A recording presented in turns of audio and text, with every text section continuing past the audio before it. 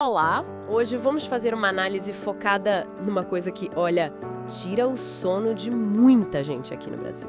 A busca por segurança financeira.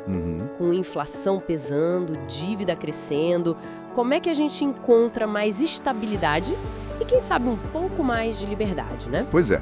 O material que a gente tem aqui, uns trechos de Seu Dinheiro Trabalhou Hoje, descubra o segredo da renda passiva. Isso.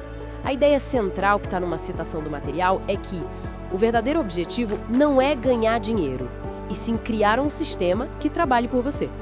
O que acha disso? Olha, eu acho que é exatamente isso. É uma mudança de chave, sabe? Especialmente no nosso contexto aqui no Brasil. Não é nenhuma fórmula mágica, claro, mas é entender como fazer o dinheiro render além daquele salário que entra todo mês. Que muitas vezes mal cobre as contas, né? Exatamente. A renda passiva, então, surge como essa possibilidade. Essa construção de algo mais sólido que gere dinheiro com menos esforço direto, contínuo. Então a nossa conversa hoje vai ser justamente sobre isso. Vamos mergulhar nos dados da situação financeira aqui no Brasil, que as fontes trazem. Vamos também identificar aqueles obstáculos mais comuns, né? Principalmente para quem está aí na faixa dos 30 e poucos anos e sente essa pressão toda. E, claro, discutir as estratégias práticas que o material sugere para construir essa tal renda passiva. Vamos começar entendendo o cenário. O que esses dados mostram? Bom, é um cenário que exige atenção, viu? Os números gerais que o material traz, eles refletem uma realidade bem desafiadora para a maioria das famílias brasileiras. Não são só estatísticas frias, né? São indicadores da pressão que as pessoas sentem no dia a dia. E os dados são bem diretos, impactantes mesmo. O Banco Central aponta: 64% das famílias brasileiras estão endividadas. 64%. É muita gente. E a Senasa complementa: 27% dos brasileiros estão com o nome sujo por causa de dívida no cartão de crédito. Isso num país onde a renda média mensal, segundo o IBGE, está ali por volta de R$ 2.900. O material até tinha uma tabela, né? Ajudava a visualizar isso. Exato. E quando a gente junta esses números, o que aparece é uma situação de grande vulnerabilidade financeira, né? Pensa, renda média relativamente baixa para o custo de vida, principalmente nas cidades maiores, Sim. somado a um nível de endividamento altíssimo. E essa inadimplência forte, concentrada no cartão, que a gente sabe tem juros absurdos. Nossa, nem fala. Aí fica claro por que buscar alternativas como a renda passiva se torna tão crucial. Não é mais um luxo, sabe? Ou algo só para especialista. Passa a ser uma ferramenta essencial para tentar sair do vermelho, construir alguma segurança e lá na frente ter mais opções. E o material que a gente analisou vai além desses números gerais. Ele detalha alguns problemas financeiros que são super comuns, né? Especialmente para essa geração na casa dos 30. O descontrole com o cartão de crédito, ele chama de o grande vilão. E a justificativa é forte.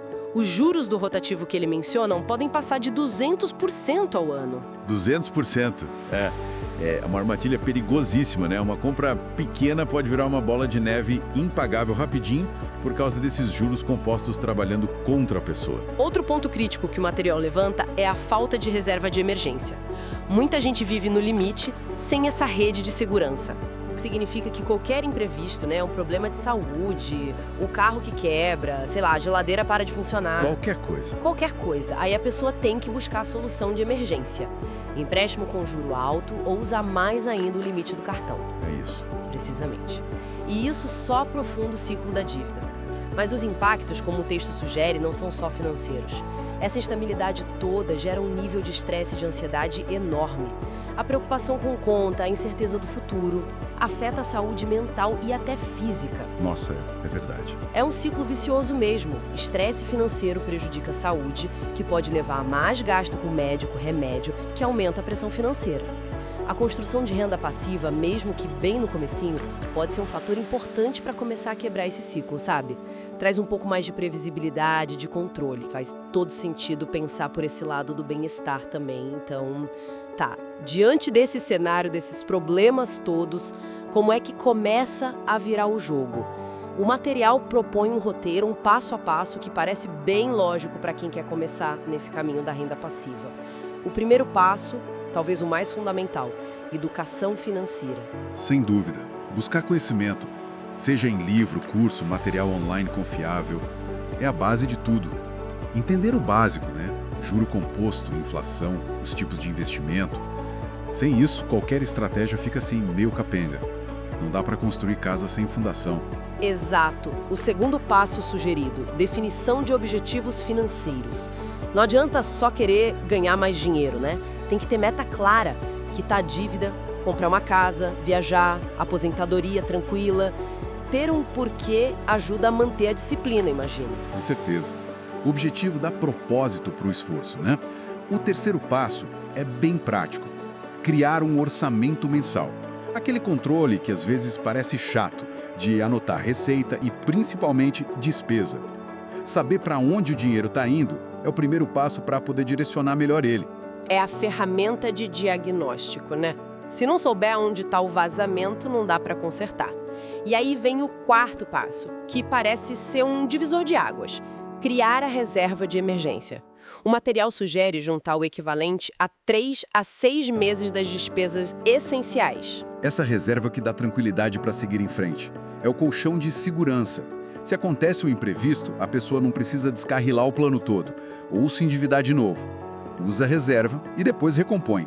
É fundamental ter essa segurança antes de começar a pensar em investimento com um pouquinho mais de risco ou prazo mais longo, sabe? Entendi. E, finalmente, o quinto passo. Investir em renda passiva. É aqui que a ideia de fazer o dinheiro trabalhar para a gente começa a virar realidade. E o material dá umas opções bem concretas para quem está começando. O Tesouro Direto é bem destacado, né? Sim, o Tesouro Direto, especificamente o Tesouro Selic, é apresentado como uma porta de entrada bem interessante. A principal característica, segundo o material, é a segurança, por ser título público garantido pelo governo federal, né? E tem a liquidez diária, ou seja, a facilidade de resgatar se precisar. Ah, isso é importante. E a rentabilidade acompanha a taxa básica de juros, a Selic.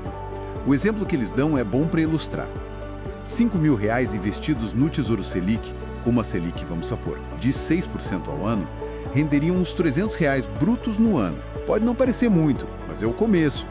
É o dinheiro começando a gerar mais dinheiro com risco baixo. É o princípio em ação, né? Além do Tesouro Direto, que parece o mais conservador, o material também fala dos CDBs e das LCIs LCAs.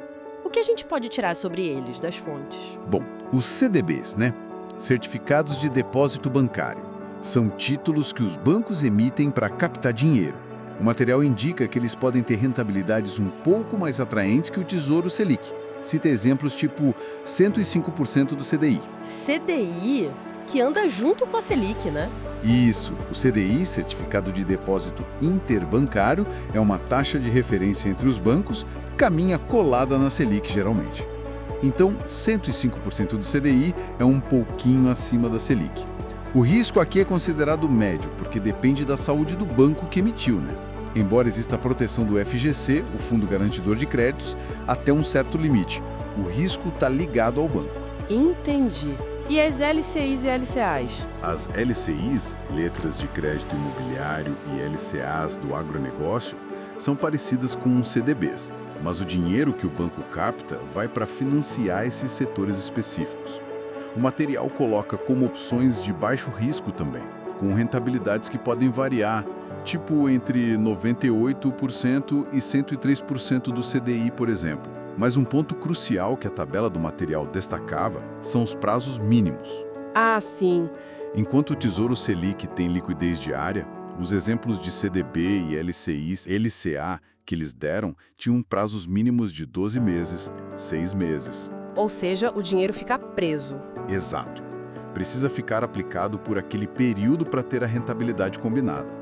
Não dá para tirar a qualquer momento sem perder algo, geralmente. Essa questão do prazo é super importante. Não é só olhar o quanto rende, tem que ver se o dinheiro pode ficar parado aquele tempo. O material também menciona outras ferramentas úteis, naquela seção Caixa de Ferramentas. Fala de bancos digitais, tipo Nubank, Inter. Sim, os bancos digitais são citados por facilitarem muito o acesso, né? Simplificar o investimento. E alguns até oferecem rendimento automático na conta, o que já introduz a ideia do dinheiro render, mesmo que pouquinho. E as taxas costumam ser menores ou zero, o que ajuda quem está começando. E menciona até programas do governo, como Minha Casa Minha Vida. Não é renda passiva direta, né? Mas imagino que a ideia seja mostrar formas de aliviar o orçamento. Exato. É nesse sentido contextual, eu acho. Um apoio que pode reduzir a pressão financeira e, indiretamente, abrir espaço para o planejamento e para o investimento. E, claro, não podia faltar na caixa de ferramentas os aplicativos de gerenciamento financeiro. Sim, cita exemplos como Organize, Guia Bolso, Minhas Economias. São ferramentas práticas para ajudar naquele terceiro passo, o do orçamento. Ajudam a visualizar gasto, categorizar, manter o controle no dia a dia. São fundamentais para a disciplina. Tecnologia ajudando no controle, né? Exato. Sem acompanhar, o orçamento fica só no papel. Esses apps ajudam a manter o plano nos trilhos. Para deixar tudo isso mais palpável, o material que a gente analisou traz 2 estudos de caso. Acho que ajuda a ver como funciona na vida real. O primeiro é da família Silva. Sim, um caso bem representativo, infelizmente. Renda familiar de R$ 5.000 por mês, mas com uma dívida de R$ 12.000 no cartão. Aquele grande vilão que a gente falou. A estratégia deles, segundo o texto, foi dupla. Primeiro, renegociar a dívida do cartão direto com o banco, buscando juro menor, condição melhor. Segundo, usar o 13º salário para dar uma boa amortizada no valor principal da dívida. Uma abordagem muito inteligente, super recomendada. Atacar a dívida mais cara, de juro alto, é prioridade máxima. Renegociar traz alívio no juro e usar um dinheiro extra, tipo 13º, para reduzir o saldo devedor é o jeito mais eficaz de se livrar da dívida mais rápido. E o resultado que o material mostra foi bem positivo. Conseguiram reduzir em 80% os juros ao longo de um ano. Mas o mais legal é o que veio depois. Com as finanças um pouco mais em ordem, a pressão da dívida diminuindo, eles começaram a separar uma parte da renda para iniciar investimentos em fontes de renda passiva. Esse caso ilustra perfeitamente a importância de combinar as coisas. Não precisa esperar que tá tudo para começar a pensar no futuro. Lidar com as dívidas mais chatas, de juro alto, e ao mesmo tempo começar a construir um patrimônio, mesmo com pouco, pode ser mais motivador e eficaz a longo prazo.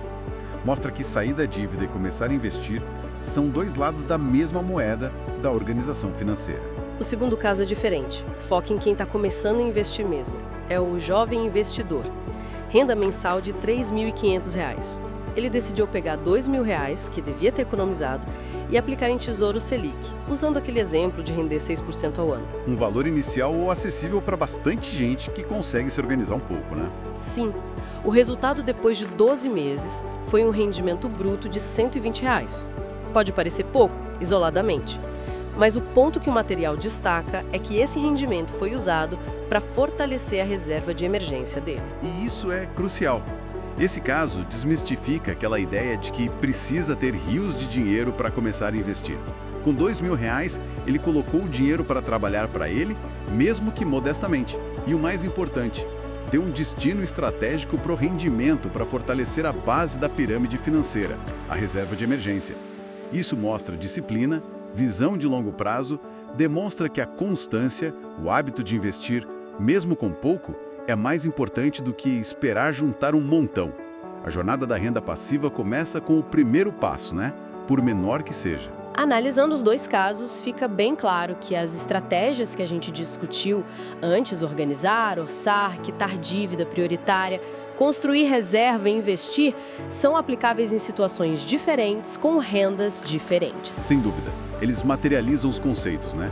Mostram que é um caminho possível, embora exija esforço, disciplina. Chegando ao final da nossa conversa, a mensagem principal que fica do material é que planejamento financeiro não precisa ser visto como algo restritivo, sabe?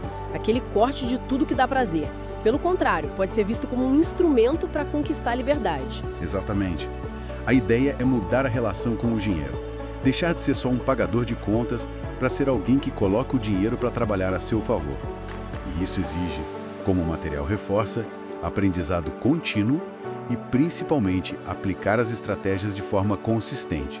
Não adianta só ler sobre Tesouro Direto ou CDB e não dar o próximo passo, né? Tem uma citação na caixa motivacional do material que resume isso muito bem. O planejamento financeiro não é sobre restrição, mas sobre liberdade. Cada real bem direcionado é um passo a mais rumo à sua independência. Gosto dessa ideia de cada real ser um passo. É uma visão poderosa, sim. E observando todo esse caminho que o material traça, desde o diagnóstico da situação financeira, os problemas comuns, as ferramentas, os primeiros passos de investimento, como o Tesouro Direto, CDB, LCI, fica uma reflexão importante, que talvez vá um pouco além do que está escrito ali, mas que é fundamental para o sucesso a longo prazo. Que reflexão seria essa? Veja bem, o material dá um mapa inicial, as ferramentas básicas, os primeiros veículos ali, Tesouro, CDB, isso é essencial, claro, mas para que a construção de renda passiva realmente transforme a vida financeira de alguém ao longo do tempo, qual é a mudança de mentalidade e a disciplina de longo prazo que precisam ser cultivadas? A gente sabe que começar já é um desafio, né? Mas manter o rumo por anos, décadas, enfrentando as subidas e descidas do mercado, as crises econômicas, as próprias mudanças na vida da pessoa, as tentações de consumo, isso exige mais do que só conhecimento técnico. É verdade. Não basta escolher o investimento certo uma vez. Tem que continuar aportando, reinvestindo o que rende, ajustando a rota de vez em quando. Exatamente. Como é que se transforma o ato de poupar e investir de uma obrigação, um esforço pontual, num comportamento quase automático, num hábito mesmo? Como desenvolver a paciência para ver os juros compostos fazerem a mágica deles, que leva tempo, né? E a resiliência para não jogar tudo para o alto na primeira turbulência do mercado. O material dá o pontapé inicial, que é ótimo, mas a sustentabilidade dessa jornada depende muito desses fatores comportamentais, dessa visão de longo prazo que vai além da próxima rentabilidade mensal. Essa talvez seja a peça-chave que transforma a renda passiva de um complemento legal num verdadeiro pilar de independência financeira duradoura. É algo para se pensar, né?